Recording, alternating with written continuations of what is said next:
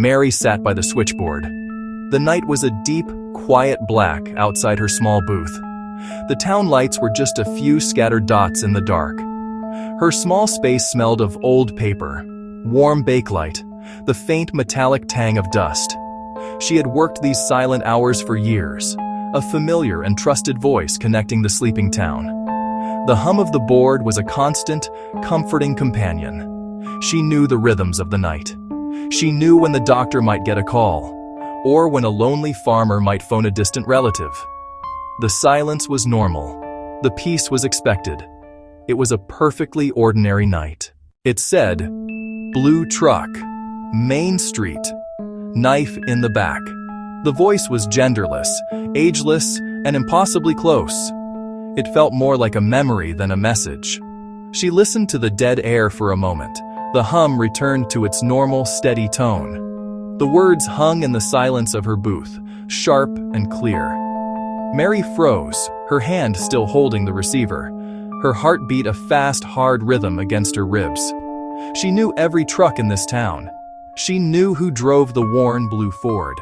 It was Joe, the man who ran the hardware store. She quickly wrote the chilling words on a small scrap of paper, her hand trembling slightly. With a deep breath, she plugged into the sheriff's line. Sheriff Miller's voice was thick with sleep. He listened to her story, his sigh audible over the line. "Go get some rest, Mary." She hung up the phone, but sleep felt a world away. The words echoed in her mind. Knife in the back. The image was too vivid, too cruel for this quiet town. The night no longer felt peaceful.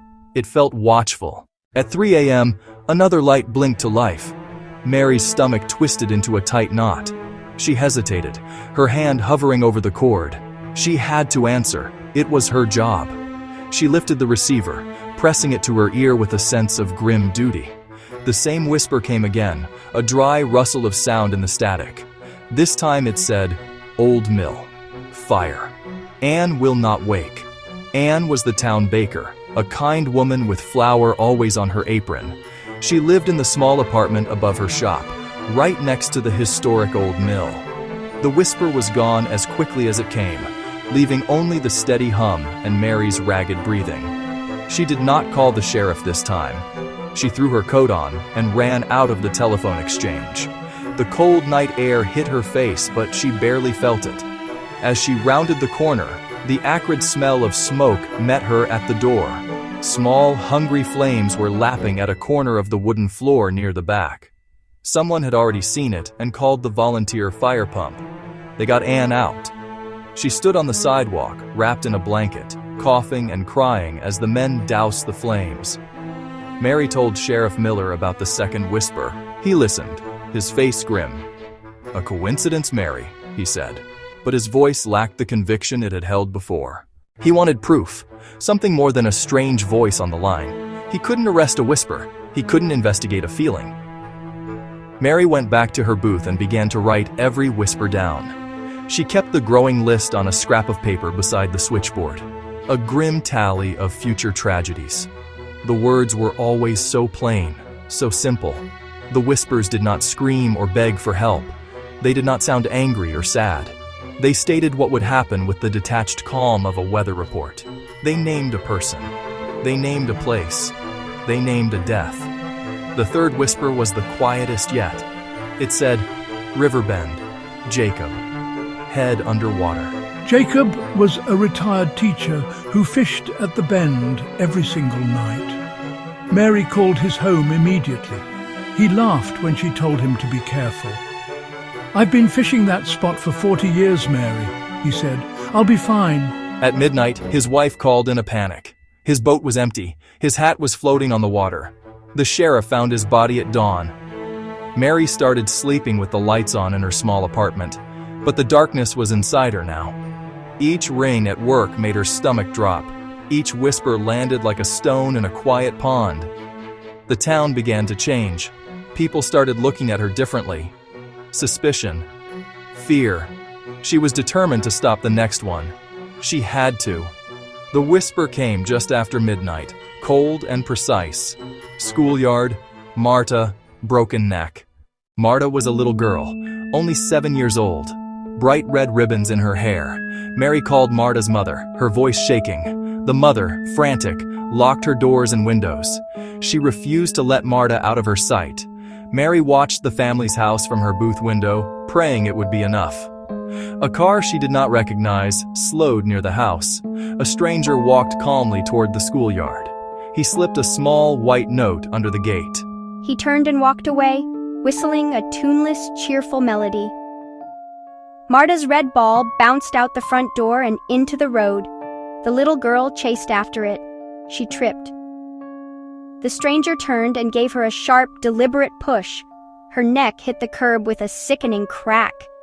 Marta screamed. The stranger ran. A neighbor scooped the crying girl up. Marta lived, but her arm was badly broken, and her neck was in a brace for weeks. The neighbor found the note the stranger had dropped. It was a typed list of names, people from town who had recently died or been hurt. The sheriff took the note, but it led nowhere. There were no fingerprints, no clues. Mary kept a copy of the list, adding it to her collection of whispers. The failed attempt felt worse than doing nothing at all. It felt like she was an accomplice. Section 4. The whispers were not always about death. Sometimes they hinted at the ugly secrets hidden behind the town's closed doors. They spoke of motives in single, damning words. Debt, jealousy, old grudge. Mary handed every clue to the sheriff. He called county investigators. They tapped the lines, but they could not catch a voice that wasn't really there. The men left. The town was alone with its fear again. The days grew long and tense. The town grew short of trust. People locked their doors. Friendly waves disappeared. Suspicious glances replaced them. Mary felt hollowed out. Her hands trembled. She couldn't quit. She was afraid of what the whispers might do if she stopped listening. One night the whisper was different. It said, "Under the lamp, she listens, she writes, she will do it." Mary dropped the receiver as if it had burned her.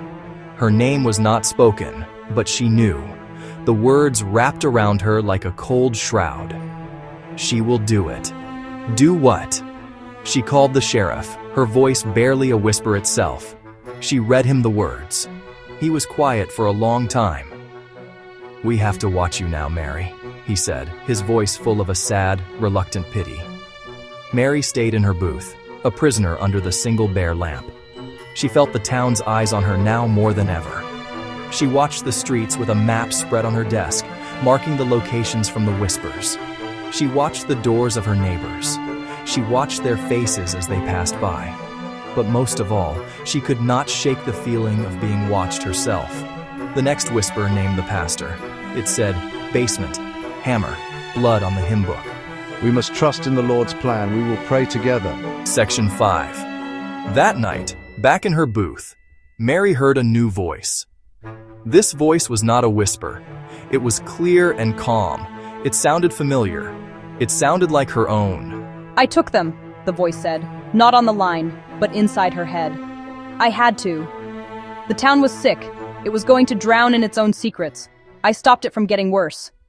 It continued, a placid stream of thought. "You know now, don't you? You've been listening." Mary felt a wave of nausea. She thought she was losing her mind. A cold, sharp ring cut through the silence. The board lit up. Line 14, her own line, her home. The mouthpiece felt strangely warm as she lifted it to her ear. The whisper was back, soft and tired now, filled with a deep, final sorrow. It said, "I am sorry, I did not want to, but I could not stop the sound of their sad lives. I told myself it would be mercy. I told myself the town would finally sleep." Mary listened, her body rigid. The voice on the line paused, then delivered its last message. "The last one is you, Mary." The line went dead. Her hands dropped into her lap. She could not breathe. The booth felt impossibly small, the walls closing in. The town clock began to strike 3. From the street outside, she heard the sound of footsteps walking quickly, purposefully, toward the exchange. Mary did not move. Her hand, acting on its own, found the scrap of paper on her desk.